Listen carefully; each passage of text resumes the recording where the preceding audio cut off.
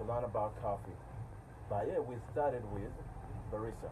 So today, guess what? What we're gonna learn is how to make rosetta. Rosetta. Let's see how we make it. Here I have my pour filter, and I want to grind my coffee. Here we go. Not taking too much of your time. Extract your coffee.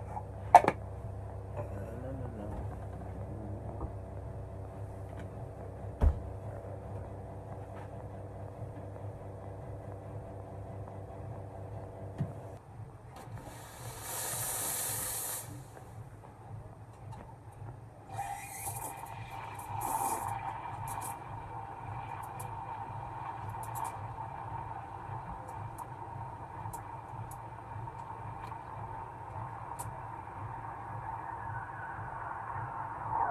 And my steamed milk, you're gonna pour less milk and just stir to make sure that you have that brownish you're looking for, and you put the less milk, and then you're gonna start with this.